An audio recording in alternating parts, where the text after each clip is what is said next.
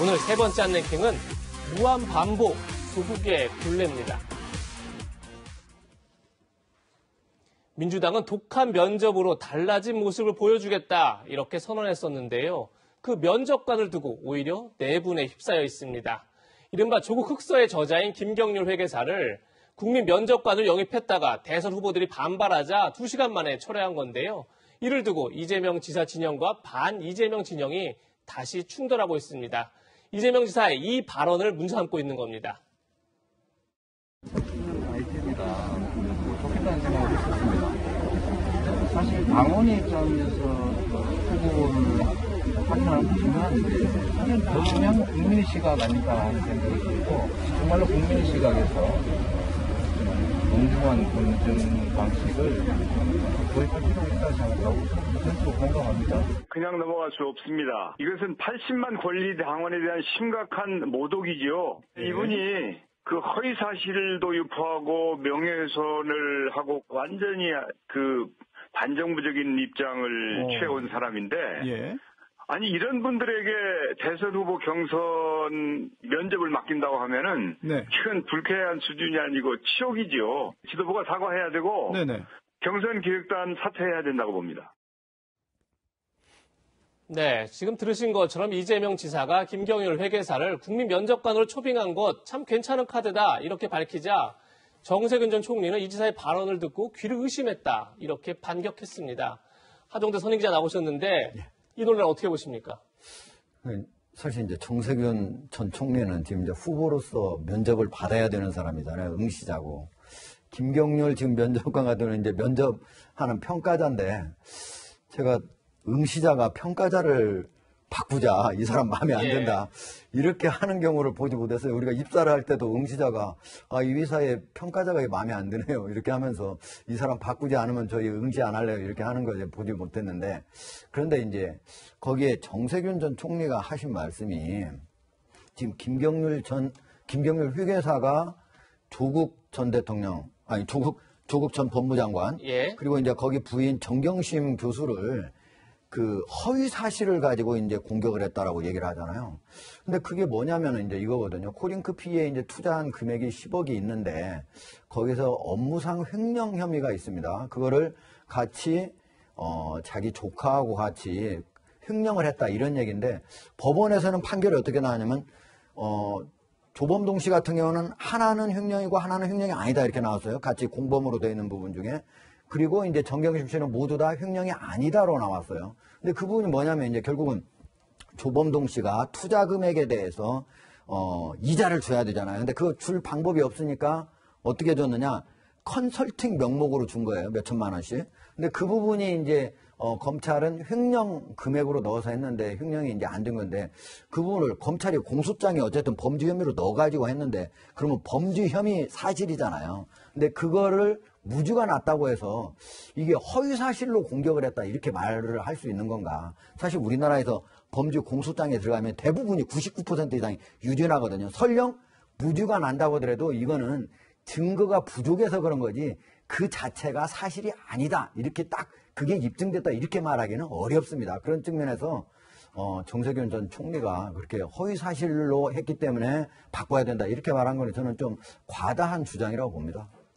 공소장에 나온 내용의 99%가 다 유죄를 받는다는 거는 하정대 기자의 개인적인 의견이다. 제가 우리 전체적으로 그 사실 형사범죄자들 대부분 가면요 그렇게 유죄가 나오는 건 통계적으로 나오는 겁니다. 네. 이 의견을 좀 밝혀드립니다. 이낙연 전 대표 측도 이재명 지사를 향해 강력 반발했습니다. 그 목소리도 들어보시겠습니다. 이재명 후보님께도 묻고 싶습니다. 김경률 회계사의 그동안의 언동이 정녕 국민의 시각이라고 여기고 계시는 겁니까? 이런 사람이 우리 당의 대선 후보를 선출하기 위한 면접관으로 거론됐다는 것만으로도 우리가 스스로 정체성을 포기하고 한국 정치를 병들게 한 차별화와 청산론의 관성을 반복하는 것은 아닌가 심각하게 우려합니다. 네, 이렇게 당내 반발이 계속되자 송영길 대표 결국 사과했습니다. 송 대표 어제 한 언론과 인터뷰에서 논의 절차가 제대로 안 된 측면이 있었고 미흡한 점이 있었다며 지휘 감독을 책임지는 사람으로서 유감으로 생각한다. 이렇게 사과의 말을 전달했는데 교수님, 예. 지금 대표가 결국 사과까지 했어요. 민주당 경선, 그러니까 대선 경선이 순탄하게 진행이 될 수 있을까요? 뭐 순탄하게는 될 거라고 봐요, 저는. 근데 이제 이게 기싸움이라고 저는 보거든요. 김경줄 회계사를 부르는데 반대하는 두 분은 과연 왜 그랬을까요? 저는 예. 친문 진영의 지지를 끌어내기 위해서라고 봐요. 기본적으로. 그러니까 무슨 말이냐면 현재 지지율이 어쨌든 답보 상태에 빠져서 이재명 지사를 상당히 좀 차이가 나는 상황이잖아요. 이 상황에 친문 진영을 끌어모아서 결국 본인의 지지율을 끌어올리겠다는 의도라고 보여지거든요. 김경률 회계사에 대해서 가장 물론 뭐 민주당을 지지하는 분들이 대부분 뭐 좋아하지는 않지만 가장 싫어할 분들이 누구겠으면 조국 전 장관을 지지하면서 친문 진영으로 분류되는 분들이에요. 이분들 같은 경우에는 김경률 회계사에 상당히 안 좋은 감정을 갖고 있기 때문에 이런 발언을 하는 것이 결국 본인들의 지지층을 좀 더 결집시킬 수 있는 의도가 있다고 저는 봐요. 그러니까 예. 이게 정치적 언어라고 저는 보이거든요. 근데 저는 개인적으로는 뭐 김경률 회계사가 면접관으로 오는 문제를 저는 뭐 개인적으로 좋아하진 않지만 온다고 한들 그게 큰 문제가 되느냐는 생각은 들어요. 뭐 그렇게 예. 저는 개인적인 생각입니다, 이게. 근데 예. 이런 문제 가지고 이렇게 논란을 삼고 문제를 제기하는 것도 국민들이 볼 때는 좀 그래도 그러면 민주당에 있는 사람들만 가지고 하는 게 과연 국민들의 지지를 끌어낼 수 있을까 이런 생각이 또 들지 않겠어요? 좀 넓은 마음으로 열린 마음으로 국민들의 관점을 접근하는 게 맞지 않을까 이렇게 생각합니다. 네. 면접관에 위촉됐다가 일방적으로 취소를 당한 김경률 회계사는 어떻게 반박했을까요? 함께 들어보시죠. 민주당에서도 정정보도를 냈다고 하는데 뭐 제가 사의를 표명했다고 하는데 그런지는 않았고요. 민주당 측에서 김경률을 교체하기로 했다고 하는 과정까지 아무런 연락은 못 받았던 그런 겁니다. 면접관을 데려다 놓는데도 이렇게 민주당은 사람을 가리나. 일개 면접관조차도 본인들 마음에 안 들면 빼야 되겠다라고 하는 그런 정당은 정말 민주정당인지. 그런데 김 회계사뿐 아니라 면접관으로 내정됐던 김소연 유닉 대표도 개인 사정을 이유로 지금 사임을 한 상태입니다. 그러니까 당 관계자는 김 회계사 교체 논란이 커지면서 면접관 참여가 부담스러운 것 아닌지 그렇게 조심스럽게 추측해본다 이런 답변이 나오고 있는데 네. 지금 내일이 바로 국민 면접이에요. 예. 하정대 기자. 예. 이래가지고 어떻게 이게 국민 면접이 진행이 될지 모르겠네요. 그러니까요. 지금 이제 김경률 뭐 회계사뿐만 아니고 사실은 뭐 김소연 씨는 자기 스스로 이제 사임하겠다고 하지. 그러면 이제 2명 남은 거잖아요. 유인태 의원하고 그다음에 김혜영 전 최고위원 이렇게 이제 예. 남은 건데 사실은 또 이제 지금 면접을 봐야 되는 후보 중에는 또 여기 유인태 전 의원한테 또 문제를 제기하는 분도 있다고 그래요. 왜죠? 예. 왜냐면 나왔을 때 자기 자신이 이제 후보로 나왔을 때 거기에 대해서 좀 비판적인 예. 얘기를 한 분이 계시거든요. 그러니까 이제 그런 등등으로 하면 바로 내일인데 지금 3명을 구해야 되는데 지금 이런 상태라면은 과연 심사하는 평가자를 면접관을 제대로 좀 능력 있고 좀 제대로 평가했다. 그리고 국민들이 궁금해하는 것들을 미리 잘 물어봤다. 그런 면접관들을 과연 제대로 구할 수 있을지 상당히 궁금합니다. 네. 이재명 진영과 반 이재명 진영의 갈등은 이 지사의 이 발언을 두고도 깊어지고 있습니다. 이 지사는 조국 전 장관 수사를 두고 이런 입장을 밝혔는데요. 함께 들어보시겠습니다. 저는 조국 장관에 대한 수사가 과연 정도를 지켰냐? 저는 아니라고 생각합니다. 분명히 지나쳤습니다. 그런데 만약에 법원의 결정으로 만약 유죄가 확정이 되면 뭐 그 점에 대해서는 조국 전 장관 가족들께서도 책임을 져야 되겠죠. 만약에 검찰의 발표가 사실이라면 상응하는 책임을 지는 게 맞다라고. 네, 변호사님. 네. 이 지사가 조 전 장관을 향해서 유죄 확정되면 조국 가족들도 책임을 져야 한다. 뭐 이런 취지의 발언을 했어요.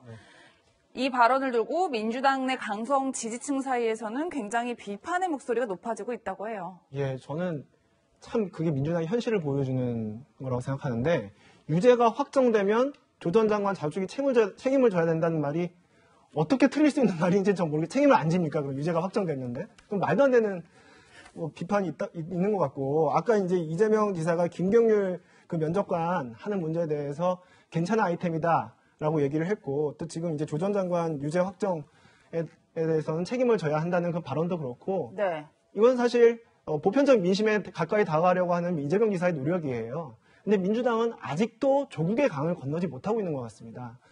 지금 반면 국민의힘은 이준석 대표가 이제 대표로 당선되는 과정에서 박근혜 전 대통령에 대한 어떤 개인적인 감정을 떠나서 탄핵 자체는 정당했다고 확실하게 선언을 함으로써, 그것도 대구에서 했죠.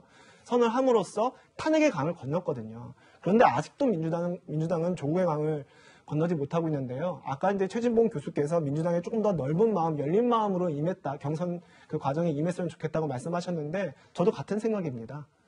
그렇게 해야 이제 좀 더 제 개인적인 견해입니다만 조국의 강을 건너야 민주당이 이번 대선에서 국민의힘과 대등한 어떤 경합을 펼칠 수 있지 않을까, 저는 그렇게 전망합니다. 네. 네.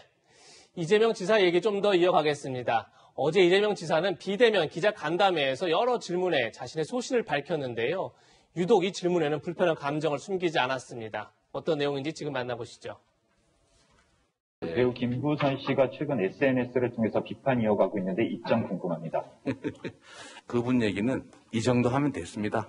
얼마나 더 증명을 해야 되겠어요? 그 정도로 해주시고요. 판단은 우리 국민들께서 해주시면 될 것 같습니다. 네, 배우 김부선 씨가 계속 제기하고 있는 과거 교제설 관련해서 얼마나 더 증명을 해야 하느냐 이렇게 선을 그었는데요. 김부선 씨 생각은 좀 다른 것 같습니다. 최근에 이재명 지사가 형수 욕설 논란 관련해서 사과를 하자 바로 저렇게 글을 올립니다. 나는이라는 글을 올립니다. 그리고 나서 최근에 다시 이런 글을 올렸습니다. 경천 동지할 만한 가족의 비밀을 이 지사가 말해줬고 난 지금도 그 생각만 하면 잠을 설친다. 그러나 난 그 말을 죽을 때까지 침묵할 것이다. 이렇게 얘기를 하고 있는데 네. 최진봉 교수님, 예. 이 지사 입장에선 가장 곤혹스러운 사안 중 하나가 아닐까 싶은데 본인은 계속 강력히 부인하고 있지만 김부선 씨는 저렇게 계속 SNS 등을 통해서 관련 의혹을 계속 제기하고 있어요. 그렇죠. 어떻게 보십니까? 그러니까 아무래도 이제 김부선 씨가 이재명 지사에 대해서 안 좋은 감정이 깊은 것 같아요. 그러다 보니까 계속 문제를 제기하고 있는데, 이제 그 이재명 지사 입장에서는 여기서 더 이상 해명하고 이럴 수 있는 상황은 아니잖아요. 문제가 예. 제기되거나 지금까지 잘 아시는 것처럼 지난 대선도 그렇고 경기도지사 또 나왔을 때도 그렇고 계속 이 문제가 논란이 됐고 그때도 계속 본인이 스스로 신체 검사를 받는 그 정도까지도 이미 해명을 했기 때문에 더 이상 해명할 수 있는 상황은 아니에요. 물론 김부선 씨가 또 다른 무슨 문제를 제기하면 거기에 대해서는 해명을 해야 되겠죠. 근데 예. 이재명 지사가 지금 나서가지고 뭘 해명할 수 있는 상황은 아니잖아요. 본인은 충분히 했다라고 밝히고 있는 거고. 이제 김부선 씨의 글에 보면 그 죽을 때까지 자기는 얘기 안 하겠다고 하면서 앞에 그 뭔가 있는 듯한 얘기를 하셨어요. 그게 뭔지는 모르겠어요. 본인 얘기를 안 하시니. 근데 이게 사실은 김부선 씨 입장에서는 모르겠어요. 제 개인적인 그냥 분석을 해보면 김부선 씨 입장에서는 타격을 주려는 의도를 가지고 이런 글을 올린 것 같아요. 무슨 말이냐면 죽을 때까지 얘기 안 하겠다 나는. 근데 뭔가 있다. 이런 모르잖아요. 이게 뭔지 어떻게 압니까? 예. 얘기를 안 하는데 근데 뉘앙스는 뭔가 있는 것 같아. 이런 이제 제가 볼 때 김부선 씨 입장에서는 이재명 지사를 공격하고 싶은 거고 특히 대선을 앞두고서 이제 대선에 가장 이제 유력한 여당의 후보 아닙니까? 예. 그런 상황에서 본인이 계속 공격을 하고 싶은 마음이 있는데 그 부분을 좀 더 강하게 강조하기 위해서 절대 얘기 안 할 거지만 뭔가 있다. 이런 이제 뭔가 애매모호한 방법을 통해서 이재명 지사를 공격하는 게 아닌가 이렇게 보여집니다. 네. 이재명 지사에 대한 논란 중에 형수 욕설 논란도 있었죠. 이 지사는 형수 욕설 논란에 대해서는 이렇게 해명했습니다. 함께 들어보시겠습니다. 제가 우리 가족에게 폭언을 한 건 사실인데 지금 다시 그 시절로 되돌아가 본다면 안 그러려고 노력하겠지만 어떨지는 솔직히 잘 모르겠어요. 보통의 여성으로서도 견디기 어려운 폐륜적 폭언을 들으셨고 어머니를 폭행하는 일까지 벌어졌기 때문에 제가 참기가 어려워서 그런 상황에 이르렀습니다. 갈등의 최초 원인은 제가 가족들의 시정 개입이나 이권 개입을 막다가 생긴 것이었기 때문에 국민들께서 그런 점들은 조금 감안해 주시고 또 제 부족함에 대해서는 용서를 바랍니다. 죄송합니다. 네, 하 기자. 예. 이 지사의 해명을 같이 보셨는데 어떻게 들으셨어요? 예. 사실 이제 정치인들이 어떤 일이 벌어졌을 때 그때 이제 그 자체, 그러니까 자신이 이전에 했던 행위 그 자체보다도 어떻게 대응하느냐가 국민들의 지지로 이어지느냐 아니면 지지율이 떨어지느냐 이런 거거든요. 그런데 이재명 지사가 어쨌든 가족 문제와 관련해서는 솔직하게 모두 다 팩트다. 그러니까 사실을 모두 시인한 거죠. 그리고 용서를 바란다, 죄송하다 이렇게 사과를 한 거 아닙니까? 그래서 그런 측면에서 저는 아주 잘했다라고 생각을 합니다. 뭐 과거 같은 경우에는 계속 그랬거든요. 어떤 얘기를 했으면 계속 형이 뭐 계속 가족 뭐 엄마를 때리고 뭐 이런 것 때문에 내가 그런 걸 하게 됐고 계속 정당화하려고 했었거든요. 근데 이번 같은 경우에는 그런 얘기 안 하고 그냥 솔직하게 시인하고 사과하는 측면은 아주 잘한 것 같고요. 다만 여기서 만약에 조금 더 나아간다면 제가 보기엔 형의 가족들이 지금 이제 형은 돌아가셨지만 형수도 남아있고 그 조카애들도 있잖아요. 그런 분들이 이것과 관련해서 우리 이재명 경기지사의 이런 솔직한 사과와 시인을 듣고 나서 우리도 뭐 용서를 한다든지 이런 얘기까지 나간다면은 오히려 이재명 지사한테 이게 과거에는 악재로 모두 다 생각하고 있었지만은 오히려 그것을 계기로 해서 오히려 지지를 올릴 수 있는 계기가 되지도 않을까. 보게 될 수도 있다. 예, 그렇게 생각을 합니다. 네. 그럼 정치권 소식을 정리하면서 마지막으로 어제 나온 차기 대선 여론조사 결과를 한번 살펴보겠습니다. 한국갤럽 조사인데요. 윤석열 총장 25%, 이재명 지사 24%, 이낙연 전 대표 6%, 최재형 전 감사원장 2%, 이준석 국민의힘 대표 2%, 정세균 전 총리 2%, 홍준표 의원 2%, 추미애 전 장관 2%, 안철수 대표 1% 이렇게 나왔는데요. 한국갤럽은 다른 여론조사와 달리 후보자 이름을 불러주지 않습니다. 따라서 응답자가 직접 이름을 얘기하는 그런 구조로 여론조사를 실시하고 있는데요. 그만큼 어떻게 보면 굉장히 강한 지지가 반영되어 있다고 볼 수 있는데 최진문 교수님, 결국 어제까지 조사에서는 윤석열 전 총장과 이재명 지사가 아주 박빙의 양강 구도를 형성하고 있다 이렇게 볼 수 있을 것 같은데 그렇죠. 앞으로 이 구도 변화가 있을까요? 어떻게 보십니까? 그거는 이제 어떤 이슈들이 있냐가 중요하다고 봐요. 현재까지는 박빙이라고 볼 수밖에 없는 것이 저는 뭐 차이가 없는 거죠, 결국은. 저 정도 차이는 뭐 오차 범위 내에 전혀 차이가 없다고 보여지고요. 저 결과가 사실 어제 윤석열 전 총장의 장모 관련된 판결 전에 이루어졌어요. 그래서 그게 어떤 영향을 미칠지가 이제 궁금한 상황인 거죠. 그러니까 지금은 저거는 윤석열 전 총장의 장모 관련된 판결 이전에 이루어졌기 때문에 그게 어느 정도까지 영향을 미쳤는지 하는 부분을 좀 지켜봐야 될 것 같기 때문에 다음 주에 또 이제 발표될 여론조사 결과가 주목이 되는 상황입니다. 그게 만약에 영향을 별로 안 미쳤다고 하면 윤 전 총장 입장에서는 또 탄력을 받아서 나갈 수 있는 상황이 되는 것이고 만약에 지지율이 좀 빠지게 되면 윤 전 총장의 장모 관련된 사건이 영향을 미쳤다고 볼 수 있거든요. 즉 국민의 감정선을 건드렸다고 볼 수 있고 앞으로 있어질 6개의 사건, 즉 재판이든 검찰 수사든 이런 부분들도 영향을 크게 미칠 수 있는 요소가 되는 것이기 때문에 윤 총장 입장에서는 다음 주 여론조사 결과가 상당히 주목됩니다. 어느 정도 영향을 미쳤을지 그게 정말 지지율의 등락에 영향의 요소가 됐을지 안 됐을지 이 부분을 좀 관심 있게 봐야 되지 않을까 이렇게 생각합니다. 하정대 기자, 지금 최진봉 교수께서는 장모 구속이 다음 주 여론조사에서 과연 영향을 미치느냐 미치지 않느냐가 굉장히 윤석열 전 총장이 대선 레이스하는데 중요할 것이다 이렇게 전망했는데 미칠까요? 미치지 않을까요? 어떻게 전망하십니까? 다음 주에 나올 여론조사 결과. 이제 봐야 되겠는데 사실은 이제 가장 핵심이 그동안에 여권에서 그러니까 윤석열 전 검찰총장이 야권의 대선 후보로 이제 나서게 되니까 여권에서는 집중적으로 장모의 범죄가 유죄로 나왔으니까 그에 대해 책임을 지라. 심지어 이제 이런 얘기까지 나와서 뭐 장모하고 그다음 사위는 경제 공동체 아니냐. 그러니까 그 범죄 행위에 대해서 공동 책임을 져야 된다. 이런 얘기가 나왔는데 제가 보기엔 그건 이제 과도한 논리인 것 같고요. 다만 만약에 거기에서 재판 만약에 과정에서 윤석열 검찰총장이 처음에 장모가 무혐의 받았는데 그 다음에 다시 기소가 됐지 않습니까?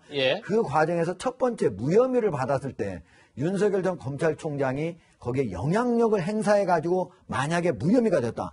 그런 게 나왔다면은 저는 무조건 저는 대선 후보도 저는 그만둬야 된다고 생각합니다. 당장. 그러나 그게 아니고 장모의 어떤 범죄 행위가 있기 때문에 그게 바로 자기 자신 사위인 대통령 후보는 그게 책임을 져야 되거나 뭐 해야 된다, 영향을 받아야 된다. 저는 그렇게는 생각지 않습니다. 따라서 제가 보기에는 영향이 뭐 중도 세력 이런 사람 또는 어떤 사람들이 좀 영향이 있을 것 같긴 해요. 큰 영향을 미치지는 않을 것 같다 하는 게 저의 생각입니다. 네. 과연 국민들은 어떻게 생각할지 굉장히 궁금합니다. 다음 주 초에 나올 여론조사 결과 같이 지켜보겠습니다.